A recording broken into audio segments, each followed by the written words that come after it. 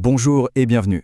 Aujourd'hui, on va décortiquer ensemble comment l'intelligence artificielle est en train de complètement chambouler notre façon de travailler pour le meilleur, mais aussi pour le pire. Allez, on plonge directement dans le vif du sujet. Et on va commencer par un sentiment que je pense beaucoup d'entre nous connaissent très très bien, celui d'être totalement submergé par la communication numérique. Est-ce que la journée de travail moderne donne parfois l'impression de moins se concentrer sur le fond et plus sur la gestion d'un flot d'infos qui n'arrête jamais? C'est vraiment la question centrale. Les chiffres sont sans appel.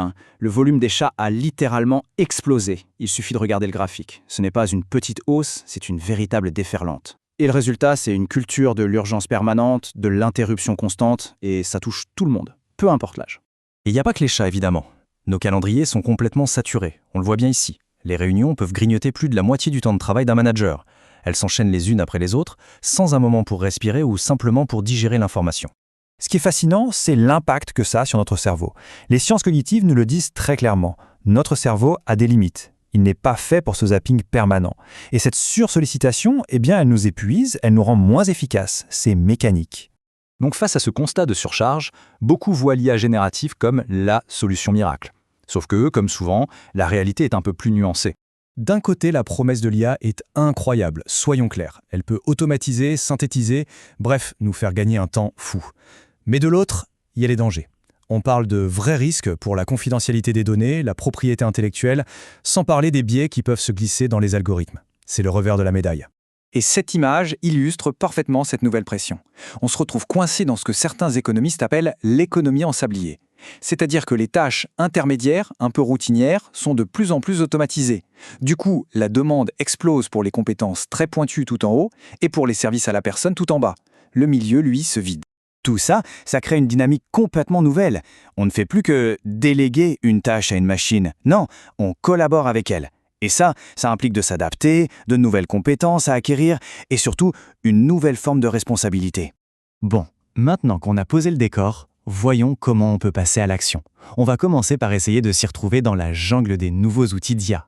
Le marché est en pleine ébullition. Il y a des outils spécialisés pour absolument tout. Des assistants qui vous résument vos réunions, d'autres qui vous aident à chercher une info dans vos documents, et même des plateformes qui permettent à n'importe qui ou presque de fabriquer son propre assistant sur mesure.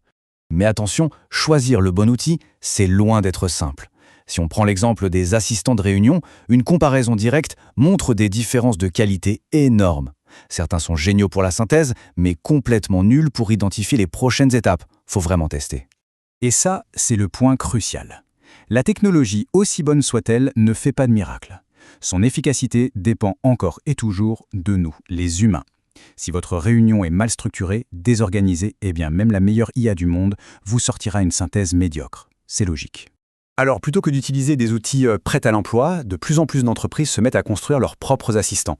Voyons un peu comment ça marche. Il existe maintenant des plateformes qu'on appelle les AI Builders. En gros, ce sont des sortes d'usines à bots. Elles fournissent toute l'infrastructure pour créer des assistants parfaitement adaptés aux besoins spécifiques d'un métier ou d'une entreprise. En fait, il faut voir ça comme un cycle. On commence par cadrer la mission. À quoi va servir ce bot précisément? Ensuite, on lui construit son cerveau en rassemblant toutes les connaissances nécessaires. Après ça, on lui dit comment répondre, quel ton, quel style. Et là, on arrive à la phase la plus importante, le test, encore et encore.